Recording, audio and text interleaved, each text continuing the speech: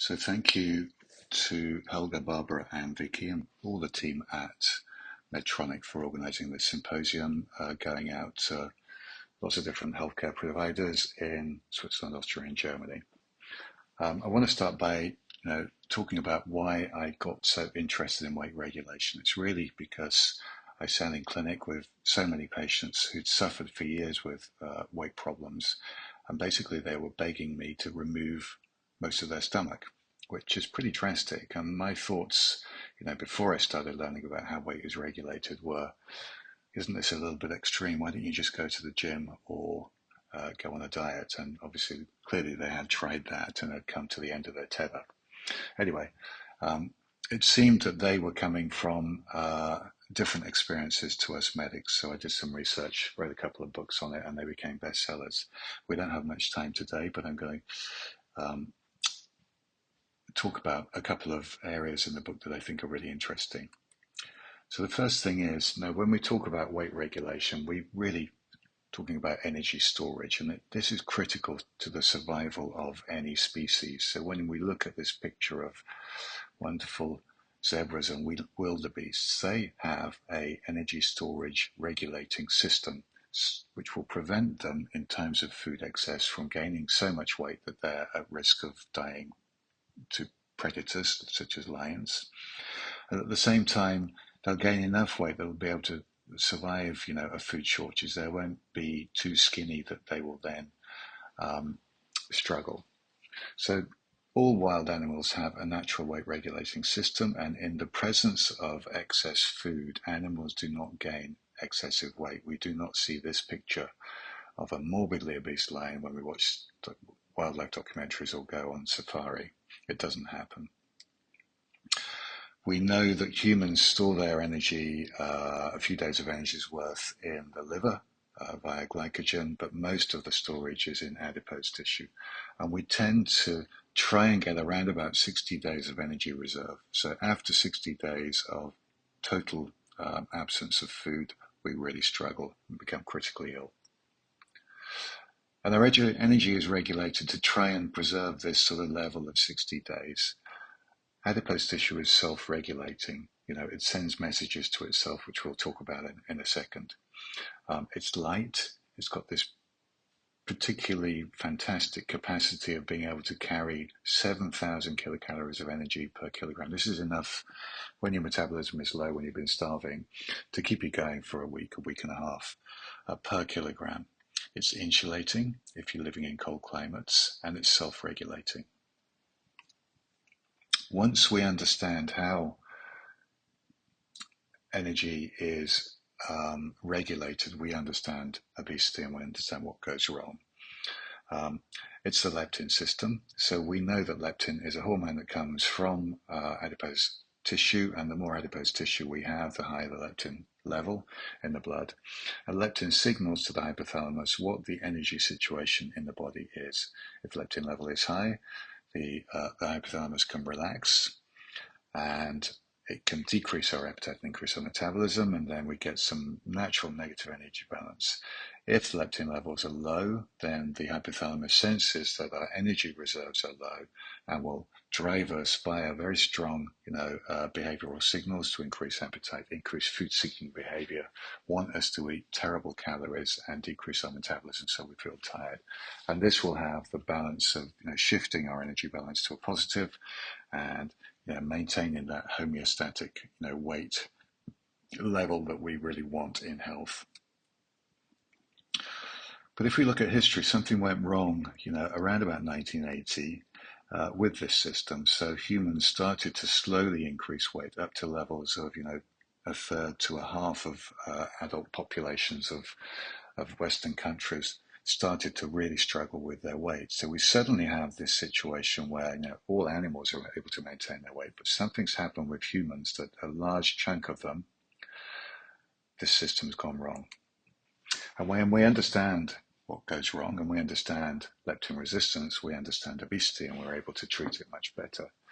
And the crucial part is that, we know about the leptin system. We know leptin sends that signal to the hypothalamus to, tell it how much energy we have on board in order to self-regulate itself. But leptin shares a common signaling pathway in the hypothalamus with insulin. And when there's too much insulin around, this dilutes and blunts the leptin signal and causes us not to respond to high leptin levels appropriately. So we don't get as much of a decreased appetite or an increased metabolism. In fact, if the leptin level is perceived to be low, despite it being high, we get the opposite signals. And our Western food and lifestyle environment increases our population's insulin levels. We have far too much sugar and refined carbohydrates in the food supply, and these things are also pretty addictive for us. We have too much vegetable oil, which actually sways the amount of omega-6 in our surrounding our cells and really interferes with insulin signaling, meaning indirectly insulin goes up. And vegetable oils infuse our Western diet, with fried food, fast food, processed foods. Our snacking culture, probably due to too much sugar and refined carbohydrates, swinging our glucose levels up and down, is now the norm of Western civilizations. We have much more sedentary behavior. So we know that insulin becomes much more sensitive and efficient if we exercise. And we have a lot of stress. The cortisol levels are high. This is an anabolic hormone, increasing glucose levels further. So what went wrong with our environment just before the 1980s? Well, US dietary guidelines were published, and they were a honest effort by the US medical teams, advisors, to try and improve the health of the population, but actually had the opposite effect. At the time, we had the acceptance of this diet heart hypothesis theory that linked saturated fats in the diet with cardiac disease. The whole theory and the research behind that has now been disproven. However, it still holds that a lot of doctors still think saturated fats are bad and cause cardiac disease. It doesn't occur. But, the diet heart hypothesis stimulated, the US government to produce guidelines, and this changed the eating behavior of a population away from saturated fats and towards sugars and grains and vegetable oils, all things that improved and increased insulin levels. So we have this cause of obesity, leptin resistance, and I think it's really good to understand it or think of it like an analogy, really, like a car analogy. So imagine you're driving along the highway and you notice that your petrol meter, your gas tank meter, is running on empty and it's flashing red. You sort of panic a little bit, you get quite anxious, you need to fill up, you need to find the next, gas station. You might even drive slowly. You want to preserve, the energy of the car to stop you breaking down. And you arrive at the gas station and you start filling up, but you realise actually that the tank is already full, and the problem is the gas tank meter's broken. Now, the same thing happens with leptin resistance. Our brain is getting the wrong signals as far as the gas tank is concerned. We have far enough energy, but that leptin signal is not getting through to the hypothalamus. So we feel that we need to put energy in, we feel hungry, and we feel tired, and we have a lassitude because our metabolic rate has been ratcheted down by the hypothalamus. So the really important thing to understand from, basically the main thing to understand from this talk is, the symptoms that we associate with the cause of obesity, a high appetite and tiredness or laziness, actually are the symptoms of leptin resistance. Okay, these symptoms are driven by dysfunctional signaling. They change behavior, and then they, end up causing positive energy balance when you do not need that. You do not need more energy. We know from speaking to all our patients, but also from a whole bulk of research, that what diets tend not to work.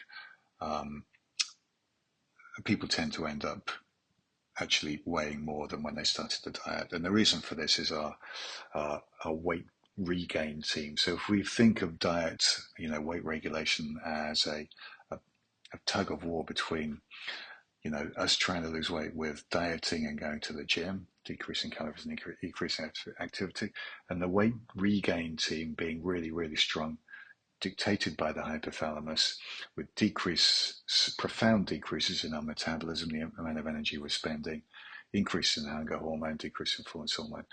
The hypothalamus always wins, and it will always drag us back to what our perceived weight set point is. So what the hypothalamus wants us to keep at, what it thinks a healthy weight is.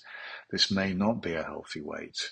In fact, for obese people, it's not a healthy weight, but they will have the same, uh, safety response when they're trying to lose weight from 120 kilograms. When they get down 10 kilograms, they're going to have the safety response. The hypothalamus is going to think they're starving away, and they're going to get this really aggressive response by the weight regain team. And some people, and this is the range, if each of these lines represents a person, everyone has a different weight set point, but also everyone has a different range. Some people can lose a lot of weight and put a lot of weight back on. They fluctuate, they go up and down by large amounts. But most people, they sort of know where their weight set point is. They may be lucky enough to be naturally a slim or normal weight, but they may be that, they're always around BMI 40. It doesn't matter what they do. And one of the final things that I want to leave you with is the importance of metabolism in pulling the weight back up.